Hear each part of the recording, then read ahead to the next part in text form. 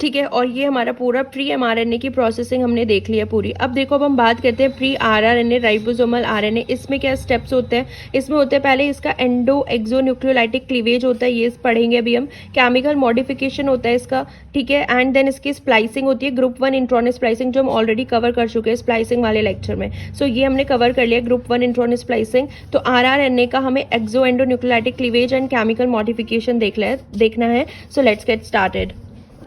देखो, अब हम पढ़ रहे हैं प्रोसेसिंग ऑफ प्री आरआरएनए। देखो, जो आरएनएज होते हैं ना हमारे पास यूकैरियोट्स में, हमने देखा था यूकैरियोट का राइबोसोम जो है वो कितने यूनिट का होता है, लार्ज एंड स्मॉलर सब यूनिट होती है, वो हमारा होता है 80S राइबोसोम होता है, जो कि फिर 60S का हो जाता है एंड 40S का हो जाता है ना, 60 और 40 का हो जाता है। एंड जो हमारा 60S होता है इसके अंदर हमारा 5.85 एंड 28S आरआरएनए आ जाता है, एंड 40S में हमारा 18S आरआरएनए आ जाता है। ठीक है, ये हमने राइबोसोम में देख लिया था। तो हमारे पास 4 तरीके के आरएनएज होते हैं इन केस ऑफ यूकैरियोट्स। एक हमारे पास होता है 5S आरआरएनए। 5S आरआरएनए जो है ये आरएनए पॉलीमरेज 3 ट्रांसक्राइब करता है एंड इसकी कोई प्रोसेसिंग नहीं होती है। 5S आरआरएनए की कोई प्रोसेसिंग नहीं होती है। जो बच्चे रिमेनिंग 3 5.8, 18 और 28 जो कि आरएनए पॉलीमरेज 1 ट्रांसक्राइब करता है जिसको, ठीक है, उसकी प्रोसेसिंग होती है। इनके अंदर केमिकल मॉडिफिकेशन होगा, एक्सो एंडोन्यूक्लियोलाइटिक क्लीवेज होती है।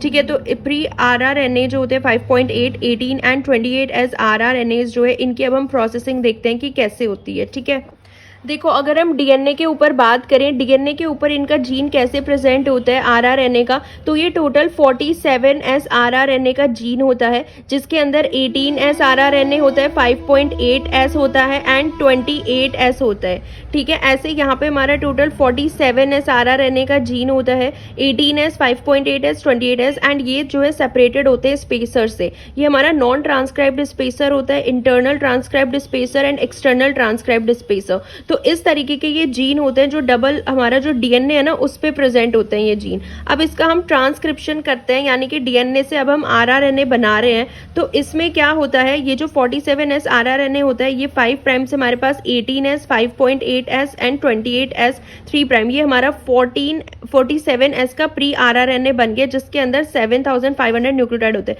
देखो, ये डीएनए के ऊपर इसके जीन है, ठीक है, इस तरीके के जीन प्रेजेंट होते हैं इनके। एंड फिर इसको जब हम क्या करते हैं, इसका प्री आरआरएनए जब हम बनाते हैं, ट्रांसक्रिप्शन जब इसका होता है, तो हमारे पास ये आ जाता है 5 प्राइम टू 3 प्राइम हमारा आरआरएनए बन गया है, डीएनए से हमारा आरएनए बन चुका है। ठीक है, इसके बाद इसकी केमिकल मॉडिफिकेशन होती है, मिथाइलेशन होता है, इसमें आइसोमेराइजेशन होता है, इन्हीं के अंदर केमिकल मॉडिफिकेशन होता है। एंड देन इनकी क्लीवेज होती है एंड ट्रिमिंग होती है, एंड ये हमें अपना अलग अलग 18S मिल जाता है, 5.8S आरआरएनए मिल जाता है, 28S।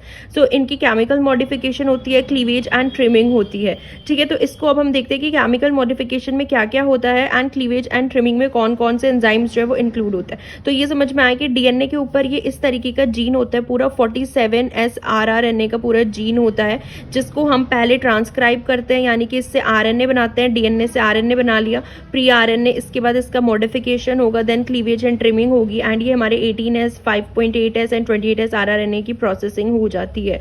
ठीक है, और 5S जो होता है आरआरएनए, जो आरएनए पॉलीमरेज थर्ड ट्रांसक्राइब करता है, उसकी कोई प्रोसेसिंग नहीं होती है।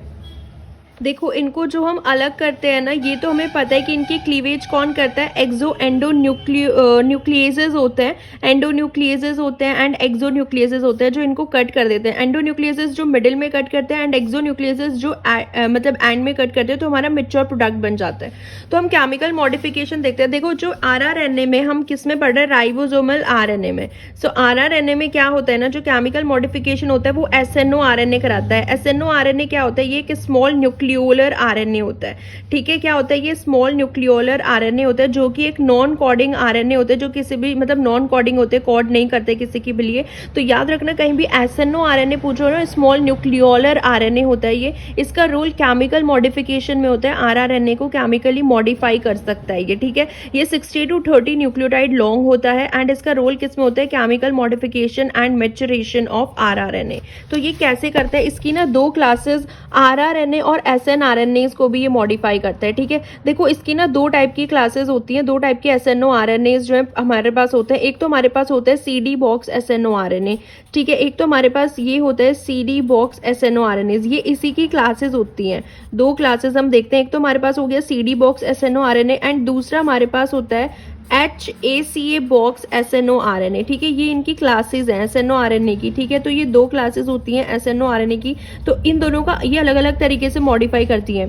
बेसिकली SNO-RNA क्या करते हैं ना, ये RRNA के साथ बेस पेयर बना लेता है RRNA के साथ। तो जो RRNA सिंगल स्ट्रैंडेड होता है वो डबल स्ट्रैंडेड रीजन में कन्वर्ट हो जाता है, जिसकी वजह से ये एक सबस्ट्रेट बन जाता है। ये क्या बन जाता है, एक सबस्ट्रेट बन जाता है, किसके लिए, मॉडिफिकेशन के लिए। फिर हम इसको मॉडिफाई कर सकते हैं। अब देखो CD बॉक्स SNO-RNA कैसे मॉडिफाई करता है, ये मिथाइलेशन करा देता है इसके अंदर, ठीक है। इसके अंदर मिथाइलेशन करा देता है कौन, CD बॉक्स SNO-RNA की जो क्लास होती है ना, ये किसके साथ एसोसिएटेड होते हैं, ये मिथाइलेशन के साथ एसोसिएटेड होते हैं, ठीक है, मिथाइलेशन। एंड जो HACA बॉक्स होता है ना SNO-RNA, ये सूडो यूरिडाइलेशन करा देते हैं। ये क्या करा देते हैं, सूडो यूरिडाइलेशन करा देते हैं। एक सूडो यूरिडिन सिंथेज एंजाइम होता है, वो करा देता है सूडो यूरिडाइलेशन। तो मिथाइलेशन तो आपको पता है कि मिथाइल का एडिशन हो जाता है। सो CD box SNO-RNA chemical modification करता है, मिथाइलेशन करा देता है, एंड ये क्या करते हैं, सूडो यूरिडाइलेशन। ये भी हम देखेंगे सूडो यूरिडाइलेशन कैसे होता है। तो समझ में आया आपको कि SNO-RNA जो कि स्मॉल न्यूक्लियोलर RNA होता है, जिसका रोल जो है RRNA और SNRNA को केमिकल मॉडिफाई करना है, केमिकल मॉडिफिकेशन करना होता है। ये दो क्लासेस होती हैं इसकी, CD box SNO-RNA, HACA box SNO-RNA। CD box SNO-RNA methylation कराता है एंड HACA बॉक्स SNO-RNA सूडोयूडाइलेशन कराता है। अब वहां सूडोयूडाइलेशन समझने से पहले आप ये देख लो, जिससे हम यूरेसिल की बात करते हैं, ये हमारा नाइट्रोजनस बेस है, ठीक है। यूरेसिल के साथ अगर शुगर अटैच है तो उसको हम बोलते हैं यूरिडिन, न्यूक्लियोसाइड बेसिकली, जिसमें शुगर और हमारा बेस होता है, ठीक है। ये मैं ऑलरेडी बता चुकी हूँ। और फिर यूरेसिल, शुगर और फॉस्फेट अगर होते हैं तो उसको हम बोलते हैं यूरिडाइलेट, बेसिकली न्यूक्लियोटाइड जो होते हैं उनको हम यूरिडाइलेट बोलते हैं, ठीक है। तो न्यूक्लियोटाइड जो है न्यूक्लिक एसिड की मोनोमर यूनिट होती है। अब हम देखते हैं ये सूडो यूरिडाइलेशन कैसे कराता है HACA बॉक्स जो होता है SNO-RNA, ठीक है। चलो अब हम इसको देखते हैं डिटेल में। देखो ये हमारे पास जो है यूरेसिल का स्ट्रक्चर है, ये हमारे पास क्या है, राइबोस शुगर है, ठीक है। राइबोस शुगर में 2 और 3rd कार्बन पे हमारे पास हाइड्रोक्सिल ग्रुप होता है, एंड ये हमारा यूरिडेन का स्ट्रक्चर होता है जो होता है 2,4-डाईऑक्सोपाइरामिडीन, ठीक है। ये हमारे पास क्या होता है, यूरेसिल नाइट्रोजनस बेस होता है, जिसमें 1 और 3 पे नाइट्रोजन होती है, एंड 2,4-डाईऑक्सोपाइरामिडीन होता है इसका नाम, ठीक है, यूरासिल का नाम। तो इसके और शुगर और बेस के बीच में कौन सा बॉन्ड होता है, शुगर और बेस के ग्लाइकोसिडिक बॉन्ड, ठीक है। ये हम कवर कर चुके हैं। तो ये हमारा यूरिडिन हो गया, मतलब न्यूक्लियोसाइड हमारे पास है, ये यूरिडिन है। तो एक एंजाइम होता है pseudo uridine synthase. Pseudo uridine synthase क्या करता है ना, सूडो यूरिडिन सिंथेज क्या करेगा, जो ये हमारा यूरासिल होता है ना, यूरासिल, इसको, इसके अंदर जो है ना, ये जो नंबरिंग होती है ना, ये चेंज हो जाती है। सूडो यूरिडिन सिंथेज बेसिकली क्या करेगा, जो यहाँ पे जो बॉन्डिंग हो रही है ना, देखो यहाँ पे शुगर और बेस के बीच में जो बॉन्डिंग हो रही है, बेस की पहली नाइट्रोजन एंड शुगर का पहला कार्बन, इनके बीच में ग्लाइकोसिडिक बॉन्ड बन रहा है। सूडो यूरिडिन सिंथेज इसमें ऐसे रोटेशन करा देता है, एंड जो इसका 5th कार्बन होता है ना, ये जो हमारा यूरासिल है, यूरासिल का जो 5th कार्बन होता है, यानी कि कार्बन एंड शुगर का 1st कार्बन, यानी कि कार्बन कार्बन के बीच में बॉन्डिंग करा देता है। सूडो यूरिडिन क्या करता है, ठीक है, कार्बन और नाइट्रोजन के बीच में नहीं होता। देखो इसमें कार्बन, यहाँ पे हमारा शुगर का कार्बन है, एंड यहाँ पे हमारी जो है बेस की नाइट्रोजन है, इनके बीच में बॉन्डिंग हो रही है। लेकिन सूडो यूरिडिन सिंथेज क्या करेगा, इसको ऐसे रोटेट करा देगा, एंड यहाँ पे 5th कार्बन और 1st कार्बन के बीच में बॉन्डिंग हो जाएंगी, तो कार्बन कार्बन की बॉन्डिंग हो जाती है, एंड ये हमारा बन जाता है सूडो यूरिडिन। यानी कि 5th कार्बन जो होता है यूरासिल का, ठीक है, ये अभी भी यूरासिल ही है, 2,4-डाईऑक्सोपाइरामिडीन ही है, लेकिन उसका जो 5th कार्बन है उससे बॉन्डिंग हो जाती है किसकी, 1st कार्बन ऑफ शुगर की। तो ये हमारा बन जाता है सूडो यूरिडिन। तो ये हम ये जो केमिकल मॉडिफिकेशन होती है, यानी कि यूरिडिन से सूडो यूरिडिन बनाना, ये कौन कराता है, HACA बॉक्स SNO-RNAs, ठीक है। तो ये हमारा कंप्लीट हो गया है। इसमें इतना ही था कि 2 टाइप के SNO-RNAs होते हैं, स्मॉल न्यूक्लियर RNA जो केमिकल मॉडिफिकेशन कराते हैं RRNA SNRNA में। CD बॉक्स तो सिंपल है, मिथाइलेशन ऐड करा देगा, मिथाइलेशन करा देगा।